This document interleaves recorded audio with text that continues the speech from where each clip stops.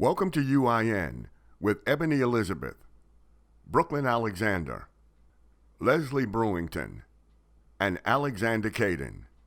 Here's Brooklyn Alexander. A third man has been arrested in the Ahmaud Arbery case. The man who reportedly filmed the shooting has now been charged with murder. According to the Georgia Bureau of Investigation, 50-year-old William Bryan Jr. was booked into the Glenn County Jail for murder and criminal attempt to commit false imprisonment. Gregory McMichael identified Bryan as the one who tried to help him and his son Travis block Arbery in before Bryan began recording. Joe Biden, the presumptive Democratic nominee, was near the end of an interview with radio host Charlamagne tha God of The Breakfast Club when a staffer reminded him that he needed to leave. The exchange between the two became heated when Charlamagne invited Biden back because he had many more questions for him, especially ones regarding what Biden would do for the African American community. That was when Biden shot back, "Take a look at my record, man." The interview was Biden's first appearance on the radio show.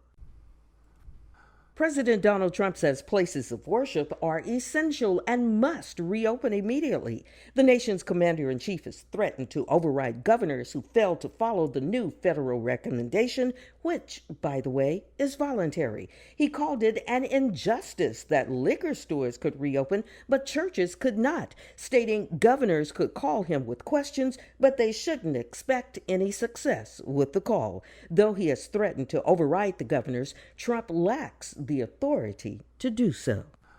Retail financial fallout continues from the coronavirus pandemic. JCPenney filed bankruptcy. Pier 1 is going out of business. Victoria's Secret and Bath & Body Works, both owned by the same parent company, are the latest to shut down storefronts. Victoria's Secret will close 250 locations over the next several months, while Bath & Body Works will darken 51 of their stores. As part of its bankruptcy agreement, JCPenney will close an additional 242 stores. Reacting to a lack of diversity progress in hiring, the NFL is amending the Rooney Rule to require more interviews of minority candidates for head coaching and coordinator positions. Democratic representatives are joining the many activists and journalists of color, drawing attention to how states reopening businesses too soon among the coronavirus pandemic are likely placing workers of color at greater risk.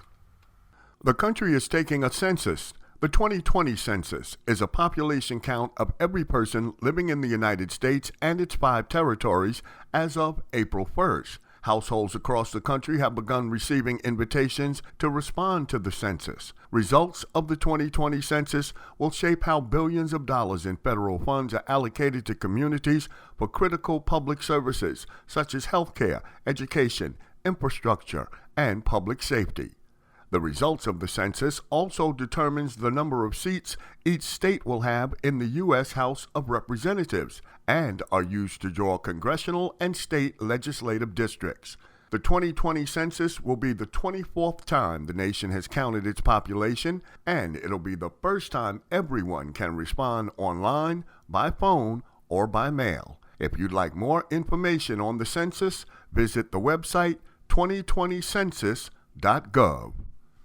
At just 14 years old, Dorothy Jean Tillman from Chicago has earned her master's degree in environmental engineering. While in high school, she managed to earn her associate degree in psychology, which she finished at age 11. When she was just 12 years old, she earned her bachelor's degree in humanities. She's also authored a book and is planning to continue studying engineering and becoming an entrepreneur related to the field, along with working with kids to inspire them to learn more. Congratulations, Dorothy Jean Tillman. Just because you're a TV star doesn't make you immune to being ripped off. Leslie Brewington in our Atlanta studios has more. Leslie? A man accused of romancing and swindling Blackish star Jennifer Lewis and 3 other women agreed to plead guilty to a federal charge of wire fraud. Antonio Wilson conned several women out of money for his business, but actually ended up spending the money on himself. Prosecutors claim Wilson fleeced his victims out of nearly $400,000 that he claimed were investments in his sound design company and software business.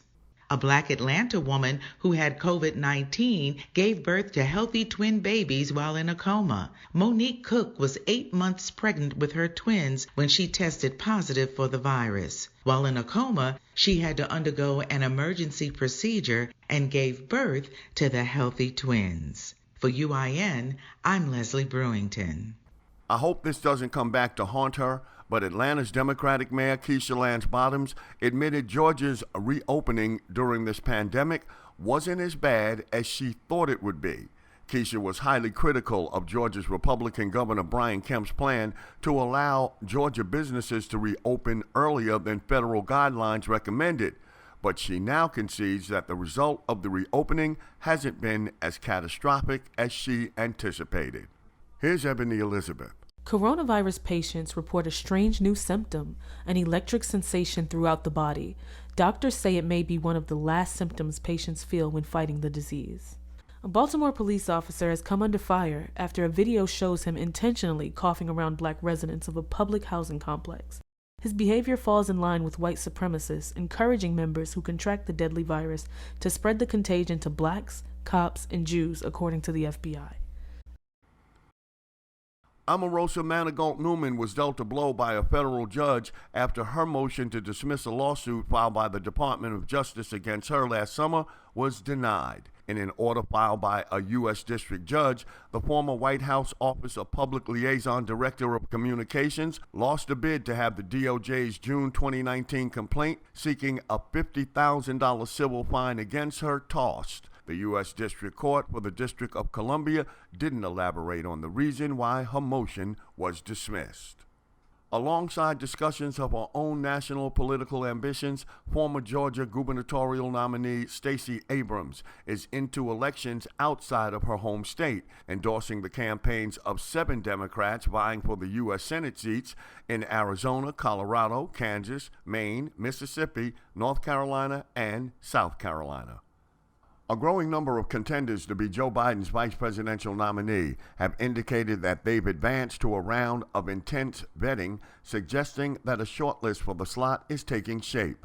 Black Representative Val Demings, a Democrat from Florida, has formally begun interviewing with the Biden campaign. Demings has represented an Orlando area district, which is a key territory in the critical battleground state of Florida since 2017.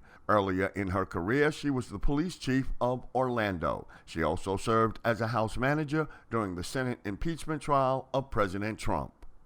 Nearly 8 years after he was last on the ballot, Barack Obama is emerging as a central figure in the 2020 presidential election.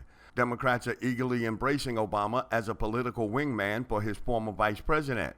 Obama remains the party's most popular figure, particularly with black voters and younger Democrats, and Biden's presidential campaign is planning for him to have a highly visible role in the months to come. You've been listening to UIN. For news and information for and about people of color, visit our website at uinews.net.